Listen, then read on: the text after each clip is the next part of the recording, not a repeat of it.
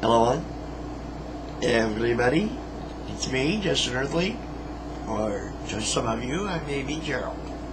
This is part 2 in my discussion about, not necessarily discussion, just kind of like a soliloquy, the way I'm feeling about the way things are going. And for one thing, the insidiousness of religions is getting to be a little too irritating. It's getting to be too much. It really is. You realize, don't you, that they pay some preacher to give grace before Parliament? Yeah, hundreds of thousands of dollars. Go figure. And like everybody knows, in the armed services, every platoon has its own, or company has its own chaplain. Not rabbi, not imam, chaplain. Not that I care which kind it is, just say. And along those lines, we have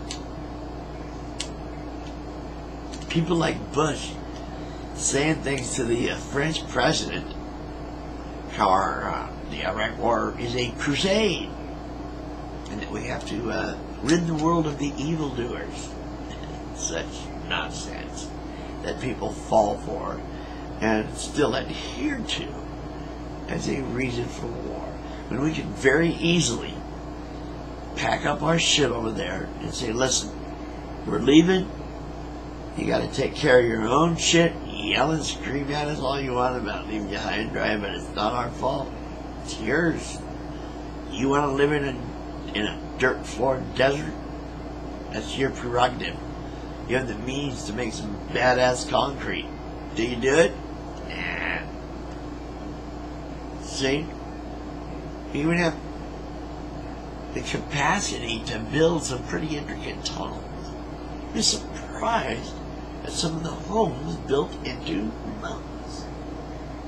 You people just... nobody takes over your country. You win every war because they never can find you. You know, hiding in those mountains. They don't want the mountains. That's not what they're trying to control.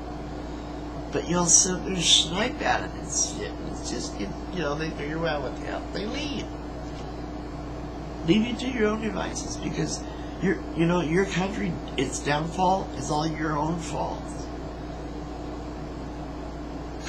Karzai in Afghanistan, or whatever his name was, his last brother, he actually...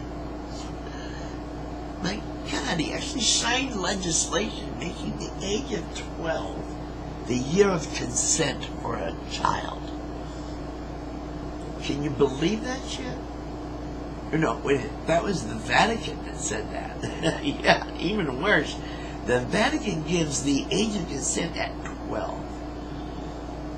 The Iraq thing I was talking about was... he said something about, dadgummit, now I forgot. It's silly though, I'll remember. Let me take some minutes.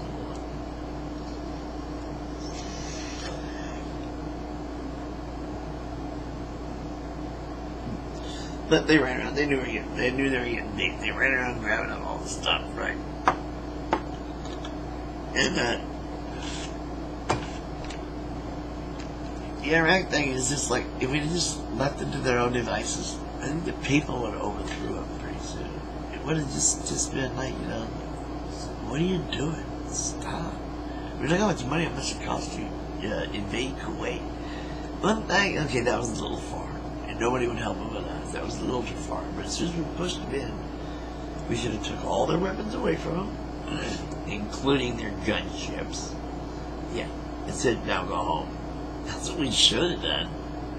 But no, we rearmed the army and then told them to go home. They came down with helicopters and killed all the swamp people. Go figure. It's megalomania to its utmost. That you keep, people will bring up, but what are the secular wars of the 20th century? 3 different wars that you think are secular? Trust me. Lenin and Rasputin were good friends, and Rasputin was very spiritual. You know, the preachers and the priests, he actually confided in them. So, hooey. Yeah, as far as doesn't matter anyway. Just,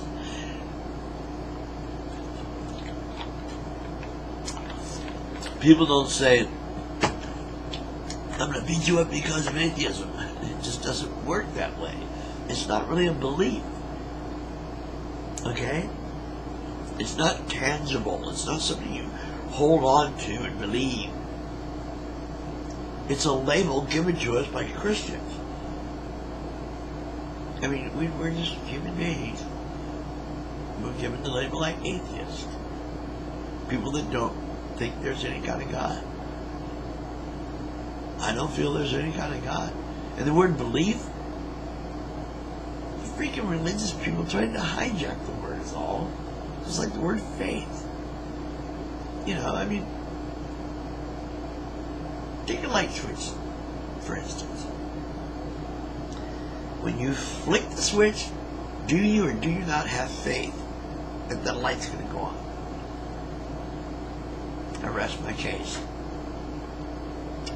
And then there's indoctrinating our children. I honestly think it should be child abuse to take your kid to school or cults and try to force them to believe the crap that you believe. Also, a bris should be outlawed, so-called bris. If you can't believe in God, which is what church and state's all about, you're not supposed to have any kind of a thought about the God or any kind of thing like that. So anybody comes up with you some excuse that their God said, you can't, that's moot. That's not evidence. Hearsay. And you can't take it as evidence. What you have to take is what's physiologically in front of you. Some pedophiles trying to slice a baby boy's penis and suck its first blood. That's what a law officer needs to think about. Not all the mumble jumble, because it's all fake ass mythological words to create a sincere atmosphere around circumcision, or should I say genital mutilation, which is what it's called now amongst scientific circles. Female and male genital mutilation. That was part 2. Not a very long part.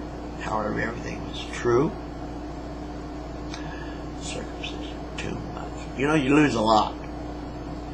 You ever notice the people that are circumcised bitch about rubbing their head of their dick on their jeans and stuff like that? Get sore and things.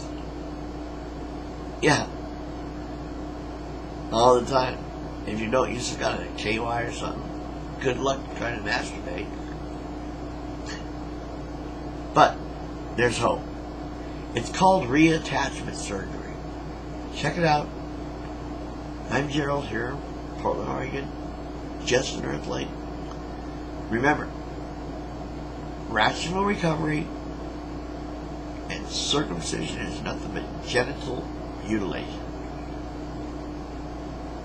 Good night. Do not get your children circumcised. They have to at least be able to make the decision, right? Can you give them that, please? Thank you. Not sure if this concludes my talk, but I'll give it a shot. Good night. I'm the Earthling here in Portland. Keep it whole.